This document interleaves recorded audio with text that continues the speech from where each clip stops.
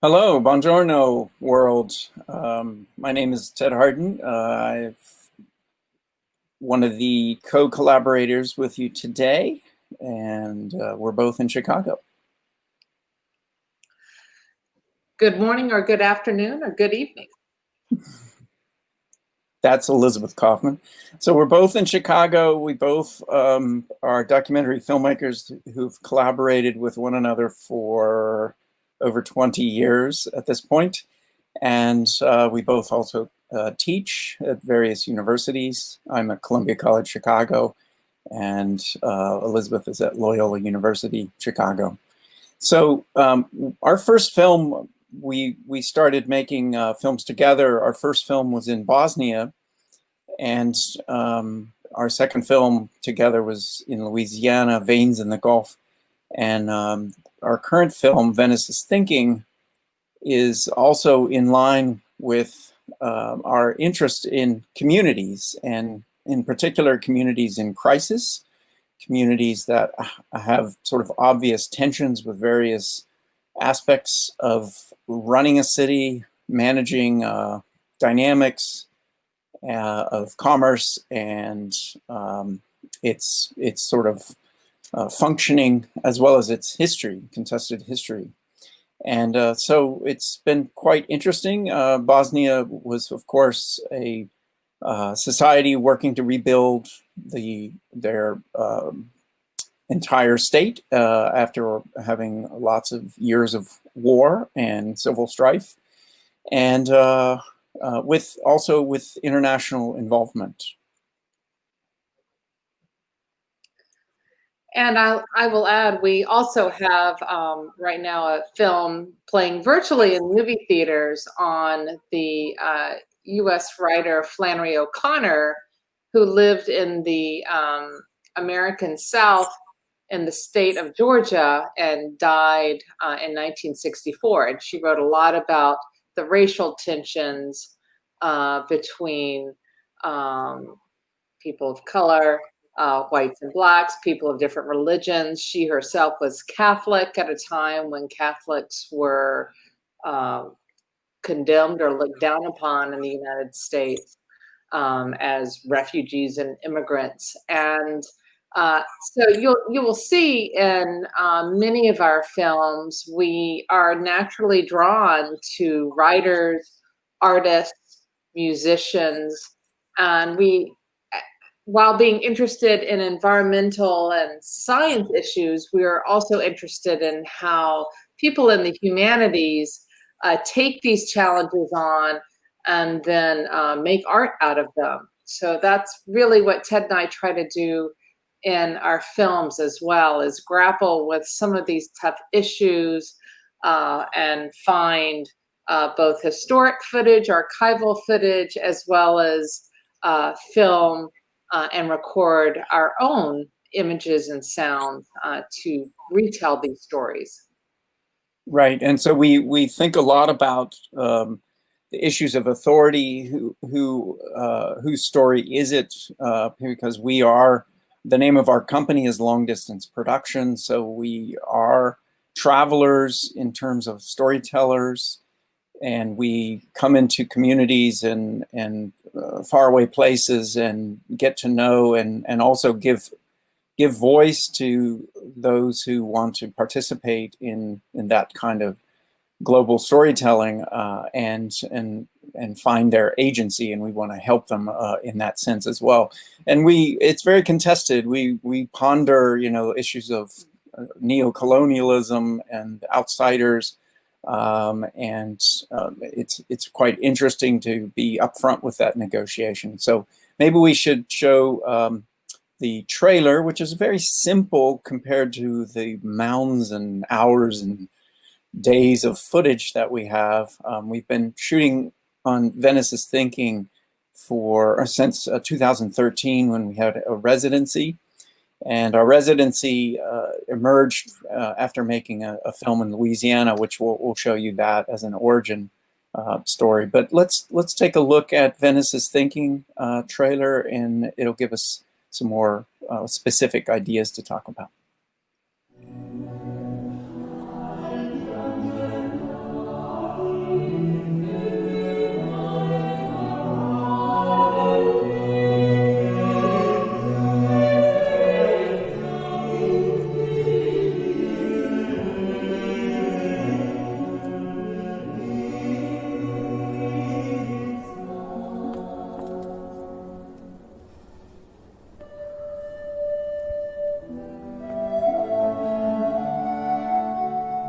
most of the money from mass tourism doesn't stay in Venice, and the few residents that stay in Venice don't get any benefit.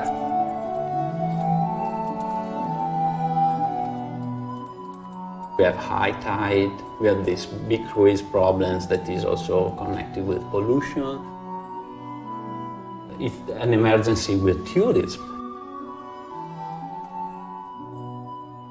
We are testing the operation of the barrier before the completion of the MOSE, just to be sure that everything will be in order when the barrier will be finished to maneuver the barrier to fight against flooding.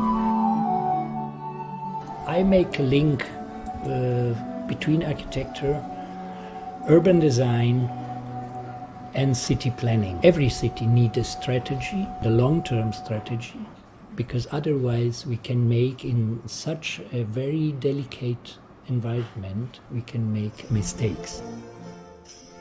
There are many of us Venetophiles, and I know a lot of them from the private committees for the safeguarding of Venice, people who in big or small ways contribute to restoration projects. What attracts me to Venice, of course, is its extraordinary beauty. I think it's the most beautiful city in the world. And it could become a centre for intelligent tourism and thinking. People keep talking about it.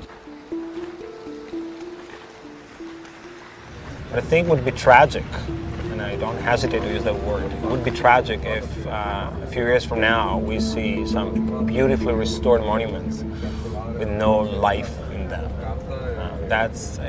I would rather see Venice sinking with all its monumental people rather than see it as a beautiful empty shell.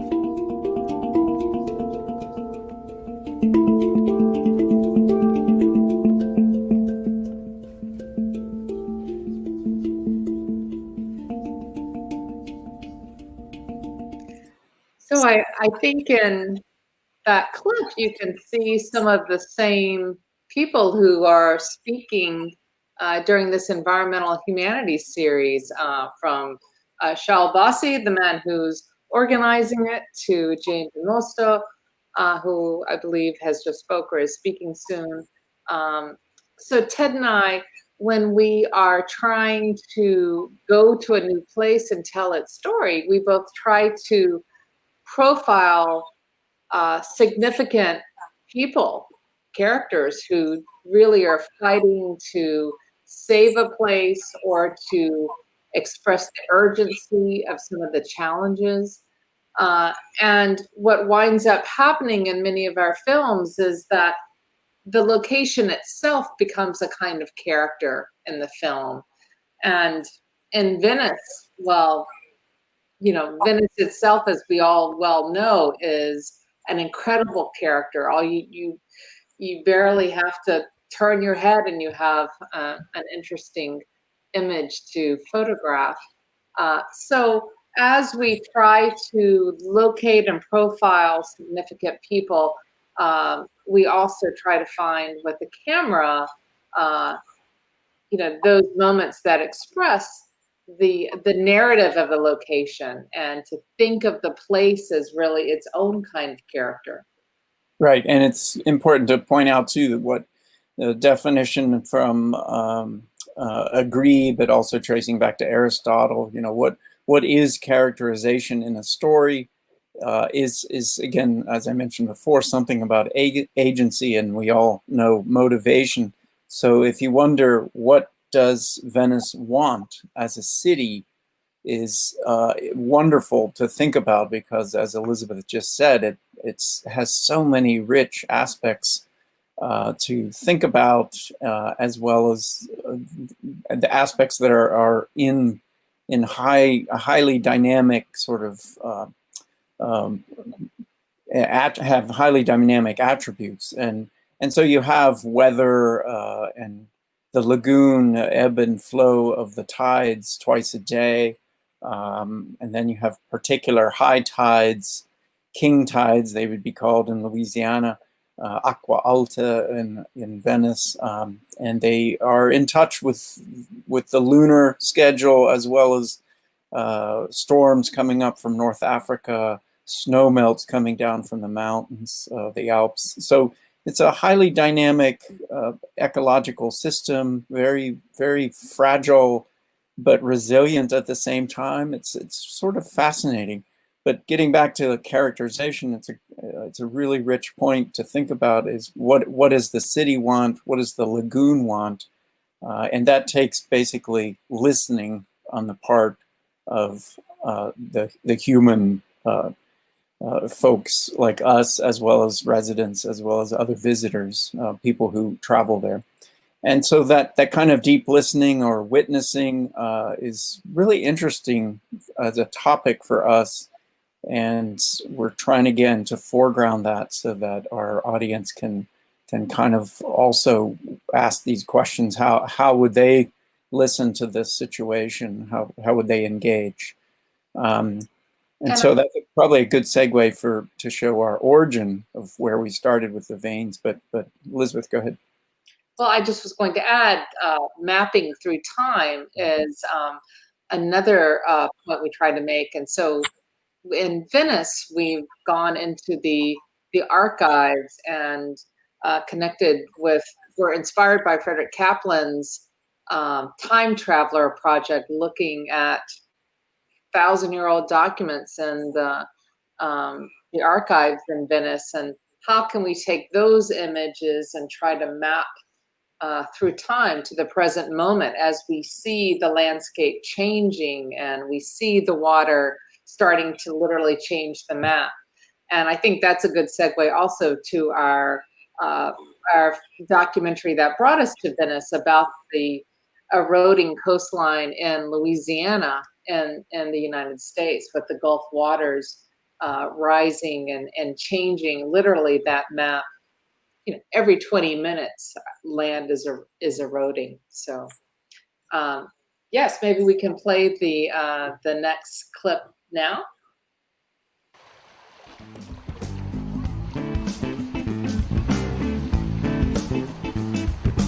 Hooking up my fishing line, heading for my boat. I got to feed my family, y'all, pay my monthly note. I try working in the city, and I know that ain't for me. I need nets and traps and a bayou breeze and a deck beneath my feet. Say, don't let the water wash us away. Don't let the water. Fastest disappearing landmass on Earth, Barrett Jagged Terrebonne System. On Earth, fastest disappearing. We cannot live by levees alone. We're going to end up as being naked peninsulas jutting out into the Gulf of Mexico. None of us can live here without the wetlands. Louisiana should secede from the Union, declare war on the United States, surrender before firing a shot, and ask for foreign aid. And we ought to declare every inch of the Gulf of Mexico off our boundaries our property, and take all of the oil and join OPEC.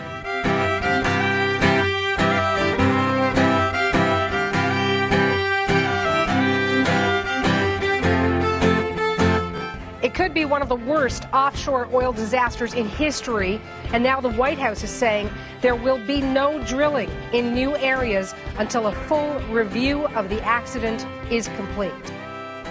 I want to go with a gas mask and put on a paper suit and have a stack of oil pads and just walk out to the beach like I'm going surfing, put my oil pads down, go catch a set, come back in and dry myself off with oil pads, then lay them down on the ground and take a tan like it's a normal Louisiana afternoon. I think I smell it right in my house. Baby, I believe it's got the 2 legs. 2,000 square miles, and we're continuing to lose a football field worth of land every 45 minutes.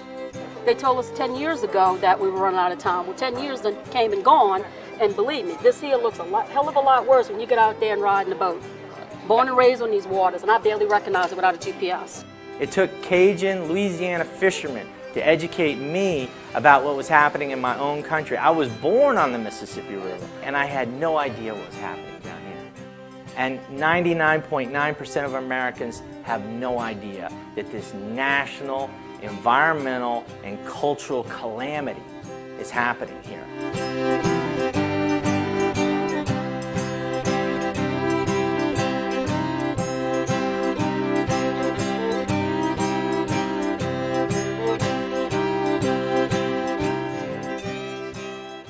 Okay. So you can see, as Elizabeth talked about, mapping is literally a big part of the story of telling what is happening, trying to showcase what is happening in southern Louisiana. But backing up from that, being able to kind of see what aspects of the story are important is a challenge for us as filmmakers and storytellers, but it's also a challenge for viewers in terms of how can you see change through time? Can we see these dynamic processes? And then flipping it back to us, can we actually represent accurately or convincingly and compellingly this dynamic of loss? You know, how do you show what is not there or no longer there? So that's when we met Frederick Kaplan at a TEDx talk in Venice, who was debuting his time traveler project out of Lausanne with his massive army of researchers and digitizers working feverishly in those amazing archives of Venice, one of the 3 grand archives of the world. It sort of echoed perfectly with some of the challenges that we've faced over the years, trying to invite engagement with these processes that are difficult. And in Venice, there's not oil and gas per se in the actual lagoon, but Marghera is lurking right nearby. So there's the oil and gas processes and also obsolete oil and gas industries. Some of them have gone away, but their leftovers are still there to either not allow land use or other kinds of things. As well as inside the lagoon, there's quite a few remnants of oil and gas businesses. But it's quite interesting, the similarities, and it's always great to meet people in Venice who have direct connections to Louisiana. We have a few of them that we've met over the years. And go ahead. I was going to add that and for our Louisiana film called Veins in the Gulf, we really did a longitudinal study over time. So that's where this time mapping idea and using maps, using historic archival footage to show the passage of time. We literally covered our subjects over about a 10-year period. So some of them were a little upset because we could see them age during the process of making the film, and certainly that's been happening in Venice too, as we've been witness to a series of disasters, right? Of both Aqua Alta flooding disasters, as well as now a health disaster with COVID and the pandemic. And in our Louisiana film, it was the BP oil disaster that came in towards the end of our documenting process, and threw everything up in the air, but it had to be covered and talked about, just as COVID has to be talked about and is an environmental issue too. We were just in Venice over December and New Year's, right before everything started. So, we haven't included that in our story yet. Right, and we'll make that adjustment just as all the other adjustments I'm sure that are coming, because one of the big ones, as you saw earlier in the trailer, was the presence of the cruise ships. And that's sort of the similar kind of corporate aspect, a large force of a way to organize bringing tourists to Venice. and all of the dynamics that entails is certainly a part of our project, mainly because it also touches upon these two things. The resilience, as Elizabeth was mentioned, is very similar between our two films. Louisiana is nothing but a study in resilience of everything from nature to the earth to human endeavors. And Venice has its share as well. The other thing that's a little bit more specific to Venice, it's similar in New Orleans, is the right to the city. So who has a right to the city? What kind of rights does one have as a citizen? And if one would like certain kinds of dynamics to occur or not occur, in the case of no grandi navi or si grandi navi, having cruise ships or no cruise ships, what is the sentiment of the citizenry in terms of how large cruise ships impact the city, their lives, and so on? And so it's a huge debate, as many practices are that generate quite a bit of capital or use quite a bit of the resources of an area and a city.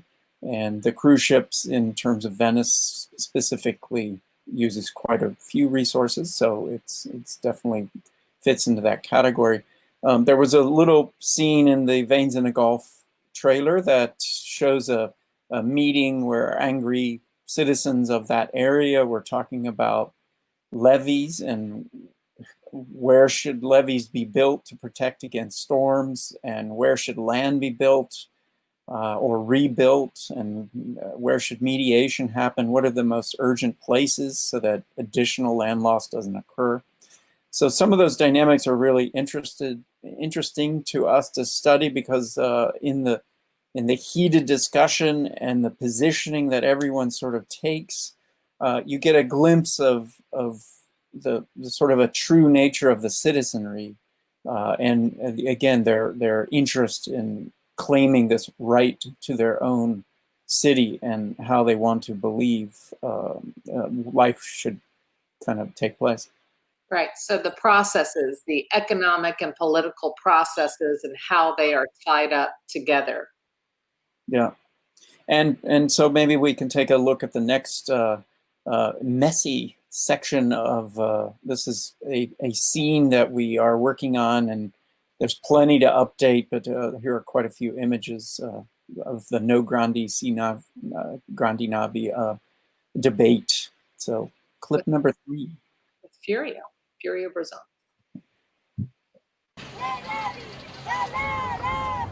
Big ships are destroying Venice, a woman laments over a loudspeaker, and a man proclaims each big ship spewing black smoke pollutes the equivalent of 14,000 cars, moves 135,000 tons of water, and destroys the foundations of Venetian buildings.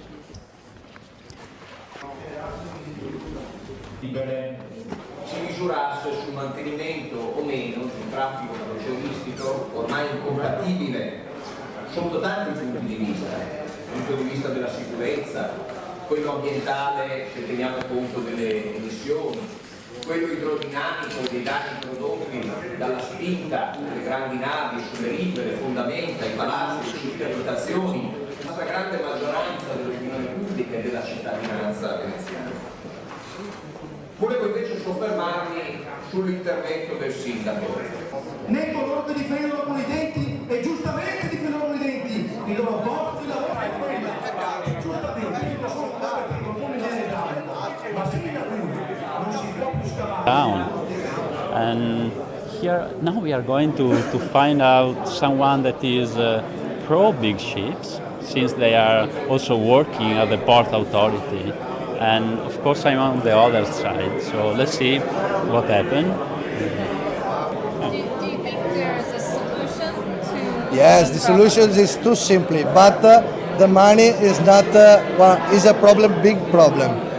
Only the money is the problem. What kind of problem? Like where the money goes? Or? To make one way for the big ship, prepare one way sure, without danger, without problem for the city, and nothing. for prepare this, we, the city need money. And the solution is to dig a big canal from the sea inside towards the lagoon, and it will be probably modified. It's already scientific. The scientists already understood that digging the canal will transform the lagoon into a sea. And They don't care. no, they don't care. They have to maintain their jobs in that position right now, and they are 5,000 people holding the port authority. We are not sure they need so many people there.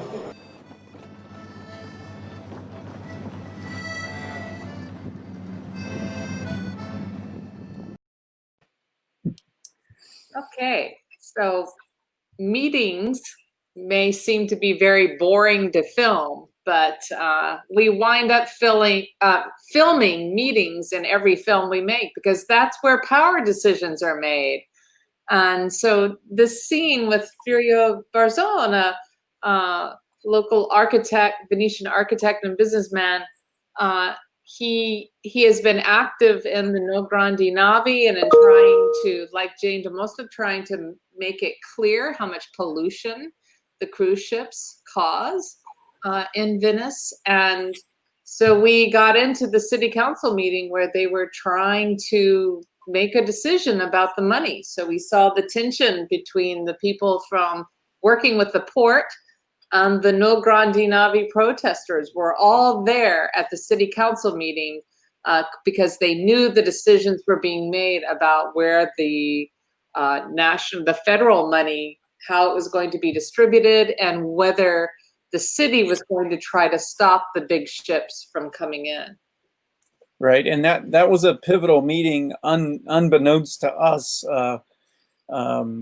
where that was the beginning of the discussion that eventually led to petitioning Rome and having big cruise ships banned from the lagoon, which did eventually pass, but it was never enforced, and it gets even more complicated. But to back up, what was interesting, I think we heard a tip from someone about this meeting, and so we sort of channeled Elias Canetti's famous, really wonderful short book about going to Marrakesh to listen to these blind beggars who sit in the square. And so, in other words, we didn't know what we were getting into, as he didn't. And it's good documentary to honor this documentarian's impulse to know that something that really intriguing is happening, and to go witness and capture using the skills that we have of being friendly, Americans. It still has a little bit of cachet in the world, especially if Americans ask questions, which we work our best to do. That's unfortunately might be a little unusual for a lot of world traveling Americans.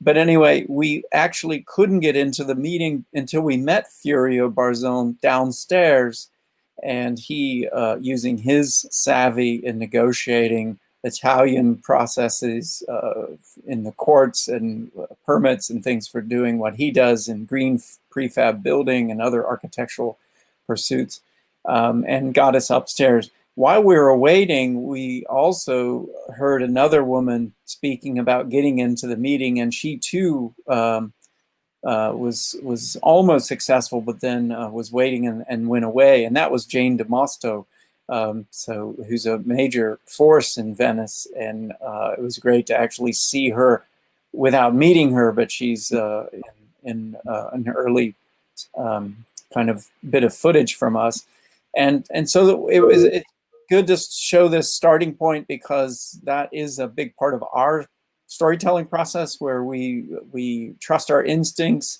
go in, document, and listen, and capture things. And so, we could spend a lot more time just unpacking what was discussed here. We'll keep working on our film, and eventually you'll see it. But it's, again, the big brushstrokes: commerce, the way of using the resource of the lagoon and changing the geography, short-term business gains versus long-term sustainable health of the lagoon, as well as health of the business. Who's going to come to Venice if the city itself is in ruins? So a long-term tourist strategy doesn't make sense. So there's quite a few dynamics at play here.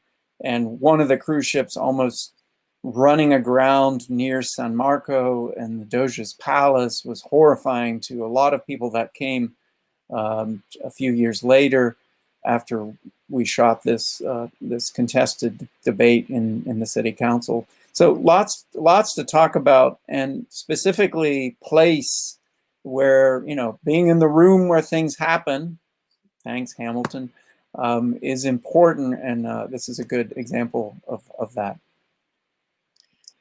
But getting back to talking about place as character or location as character, that brings us to another film that has grown out of people we know and of things happening in Venice. And this is Shao Bassi and Karen Kunrad, director of Shakespeare's performance of The Merchant of Venice in the Venetian ghetto for the first time.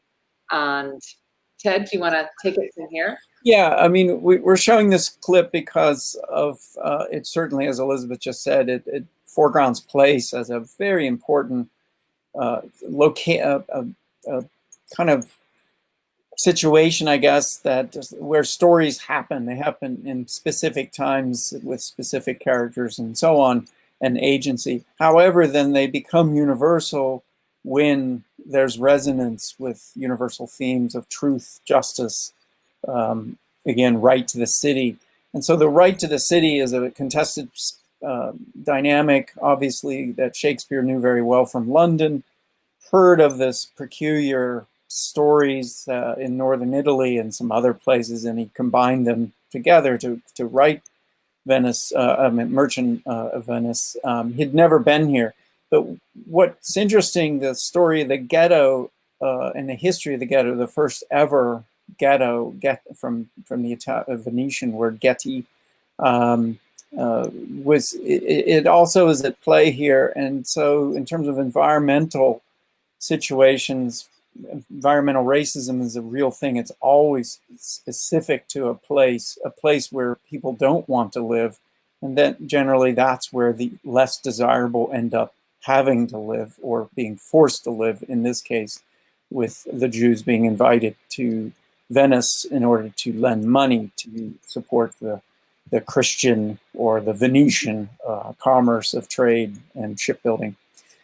So this is a clip of the film that gives a little bit of the history of the ghetto and a little bit of what this whole film is about. So let's take a look at The Gathering of Strangers. Hath not a Jew eyes? Hath not a Jew hands, organs, dimensions, senses, affections, passions, fed with the same food, hurt with the same weapons, subject to the same diseases, healed by the same means, warmed and cooled by the same winter? The main plot of The Merchant of Venice, a Christian merchant who borrows money from a Jewish moneylender. The bond, the contract between Christian and Jew that made Shylock suggest that he will cut a pound of flesh from near the merchant's heart if the debt is not repaid. Shylock is a big problem for Venetian Jews because he is far more famous than any of the members of our community will ever be. So we've said that Shylock is like a ghost that has been haunting the ghetto for many centuries. In 1516, the Republic of Venice, that was an independent republic, decided to create the ghetto. So now we are walking through one of the gates of the ghetto. You can still see the hinges where the big gates were, that were closed at different times. It is a well-known fact in European history that since the Bible prohibited lending money at an interest, at least since the 13th century, Jews were basically forced by different Christian states to become moneylenders. The Jews were invited to live in Venice in 1516 because they were economically in trouble financially. And so they decided that the lesser evil was to invite the Jews to reside in Venice. And they were asked to lend money, small sums. The irony is that this money lending business became more famous not because of the actual activities of the real Jews of Venice, but because of a man called William Shakespeare and his character Shylock. There were 3 banks in the ghetto. They were color-coded because they were actually targeting poor people who could not read or write. And so the one that has remained is called Banco Rosso, the Red Bank. So ideally, we could think that this would have been Shylock's office. It's truly amazing as we stand in that small square, that small square has become a trademark for all forms of segregation, exclusion, but also as, I think, as we see in a lot of cultural works, the creative response to that forms of segregation. Some of us are plotting to produce the first ever performance of Shakespeare's The Merchant of Venice in the ghetto. And indeed they did. And so it was really lovely and an honor really to be able to capture the entire process of mounting this production from that interview with Shaul Bassi 3 years before or maybe 2 years before the actual production, where they were plotting. So the film itself is a bit of a time traveling, shifting sands of process into actual presentation that took place over 8 nights in the ghetto, 7 nights. So it's a wonderful way to kind of get to know Venice through a very specific story and sort of an act of appropriation from Shakespeare that weirdly became a universal truth in lots of ways. So quite interesting to be part of. And got to know the theater director Karen Coonrod, who performs often outdoors or in interesting spaces like the Venetian Ghetto, or she's in the Flannery O'Connor film as well. And she has, with her company, performed Flannery O'Connor stories in prisons, as The Merchant of Venice was also performed, so in unlikely spots. And we had no idea that there would be this kind of crossover in our documentary films either, but we are delighted that that happened. Another thing that keeps crossing over is poetry. And in our Louisiana environmental film, Veins in the Gulf, the poet Martha Surpass was really the person who brought us in to help us tell through documentary images and sounds a science story, an environmental story of her place, of her home, which was disappearing in front of her eyes. And we have found with that poetry, both in Louisiana as well as in Venice, Shaul Bassi introduced us to the story of the 17th century Jewish poet Sarah Copia Sulam, and he invited poets Rita Dove and Mina Alexander to write wonderful poetry in response to what she was and what Sarah Copia Sulam was experiencing in the Venetian ghetto as well. So we have, and Ted, do you have anything to add, or?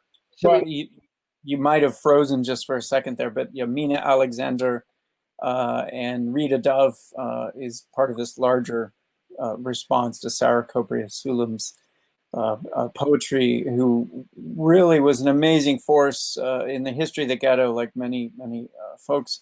But she created a literary salon, a cultural artifact generator of sorts for music, poetry, and even some science, and just fascinating figure, which like history is showing us, we need to attend to more of these fascinating figures who bring people together and create new kinds of syntheses in terms of using our own cultural dynamics to create greater insights into more sophisticated thoughts and philosophical sort of conclusions in some ways.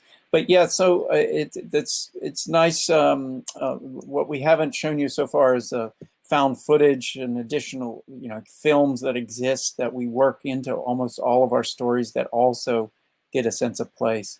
But certainly these two poems, and we'll play them back to back by Martha Serpas and Rita Dove, and they'll give you a sense of just how these literally are part of our documentaries as well. So we're very, and we'll get to, we'll talk about the reason why poetry is so important in narrative storytelling. So yeah, let's go ahead and play clip number 5.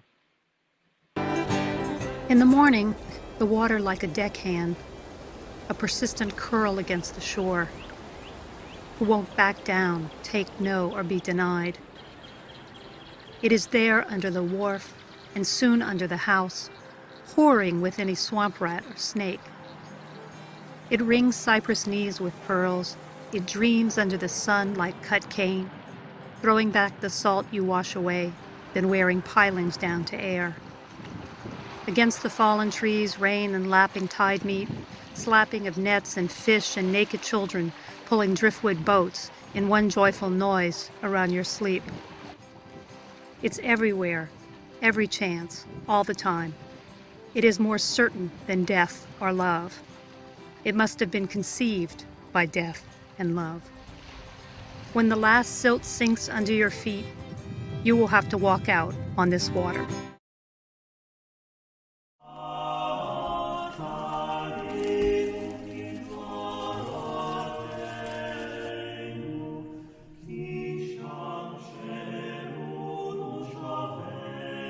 Cast out, cast in bronze, in iron, medallions never, in fervor, in torment, testing for a nibble, a bite of glory, then reeled into the net, always the net's diaphanous crucible, a seething creel dripping with its wretched catch.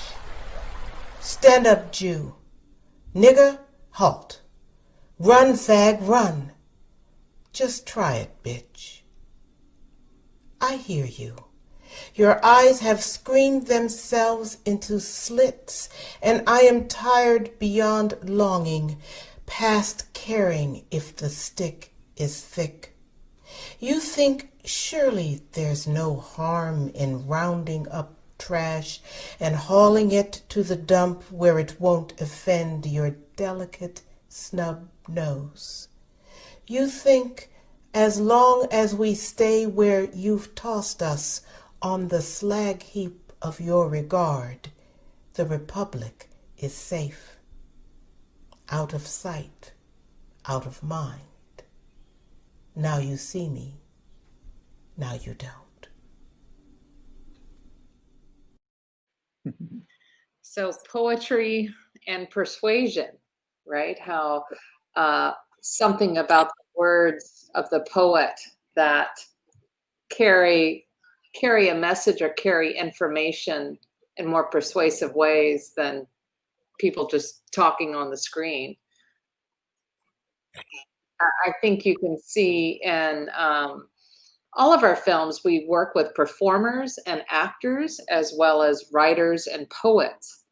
And in this last clip we're going to show, it's really inspired by the fact that as a world, we have just hit the 1.5 Celsius mark that scientists have been warning about. That is the tipping point for climate change. And if just last week, it was announced that, yep, we are hitting that mark. The world has not stopped carbon emitting, and what's going to happen. So in our next clip, we are also working with actors, performers, music, and singing, trying to literally sing the IPCC report warning us about hitting the 1.5 Celsius increase mark that we started.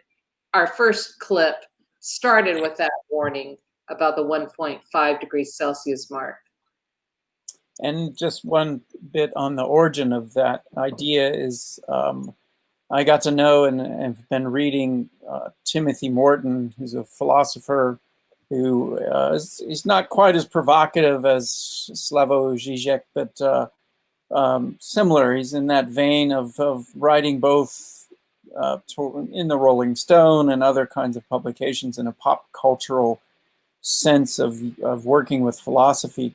But he also writes pretty heady books and papers in philosophy as well. And his book, Dark Ecology, was something that really kind of hit me in the sense of the more you know about climate change, the more you know about a lot of Earth's processes, there are major changes coming and in fact are already here. Elizabeth Colbert's writing about the sixth extinction. These are sort of dire meditations on these processes. But you know, as John Cage says, change is the universal constant. So that's less frightening. But the kind of change that perhaps is coming are something that we will definitely have trouble facing. So when you have sort of a, not necessarily a predetermined outcome, but at least a direction of hardship and challenge, this is the language of the poets. So they both remind of us of our inner resilience as well of the power, the unpredictable and unexplainable power of the Earth and a lot of mysterious things that we still don't understand, despite scientific inquiry and processes bringing them their strength to bear on this and trying. So poetry is quite useful, and art has a role to play with science rather than having it being at the opposite end of a school curriculum or something that we can only do if we have time for. So yeah, let's take a look at this clip and then we'll wrap up our conversation. Every bit of warming matters. Every year matters. Every choice matters. Without increased and urgent mitigation ambition in the coming years, leading to a sharp decline in greenhouse gas emission by 2030, global warming will surpass 1.5 degrees Celsius in the following decades, leading to irreversible loss of the most fragile ecosystem and crisis after crisis for the most vulnerable people and societies. Every bit of warming matters. Every year matters. Every choice. Coral reefs are projected to decline by a further 70 to 90% at 1.5 degrees Celsius. High confidence in this data, with larger losses over 99% at 2 degrees. Very high confidence. The risk of irreversible loss of many marine and coastal ecosystems increases with global warming, especially at 2 degrees or more. Again, high confidence in this data. Every bit of warming matters. Every year matters. Every choice matters. Every bit of warming matters. Every year matters, and every choice matters. Lord Byron warned us of this many years ago with his poem, Oh, Venice, Venice, when thy marble halls are level with the waters, there shall be a cry of nations o'er thy sunken halls. Well, there should be a cry of nations. And as he says, if I, a northern wanderer, weep for thee, well, if I, a tourist, although a devoted tourist here for most of my life, weep for thee, the whole world should rally to Venice in its extremities.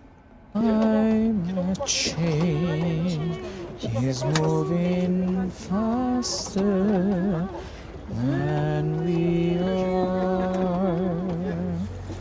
We must listen to the earth's best scientists. Every bit of warning matters. Every year matters. And every choice matters. Well, that's a happy note. Every story matters. So, yes, as you can tell, we have this ongoing process of making this film, and we are responding to world events as they reveal themselves, as we seek them out. So one suggestion, if you're listening to this and are interested in participating, please contact us. And we hope to be able to come back to Venice soon, because right now, as Americans, we're not allowed to visit, which I don't blame Italy in taking that position at the moment. Yeah, so a couple things about this clip. So the singers we got to know, they live in Venice. Enrico Zagni and Jenny Lee Jones, met them on the production of The Gathering of Strangers about the Merchant of Venice. And you see some of the other recurring subjects in our film, and a larger film, also in this clip as well. And so, yeah, it's going to be interesting to see in the next interim what happens, whether cruise ships are allowed to resume because of the COVID-19 concerns. There's might be an alignment. Maybe the Earth has the last say and suggests that maybe cruise ships probably are too big to come into Venice's lagoon. We'll see on that front. But the rising sea level is one of the largest. It's one of the biggest problems of Venice that Venice faces architecturally. Not unlike many estuarine systems around the world. And one last plug for more attention to estuaries. I know the first speaker in the series, Amitav Ghosh, amazing writer. Coincidentally, I was finishing his book, The Hungry Tide, that takes place in the estuarine systems between India and Bangladesh.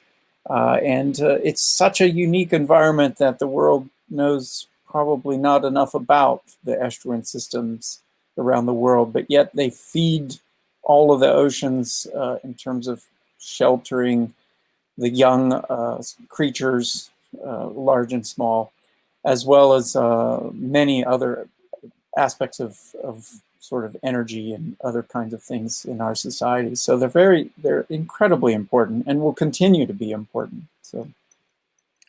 Yes, Ted and I are honored to be part of the environmental humanities push to save, restore, and sustain Venice. Yes. So thank you for spending time with us and supporting our film work. Right. Thanks again. And we'll be back in Venice, and hopefully we'll see you soon. Thanks for listening.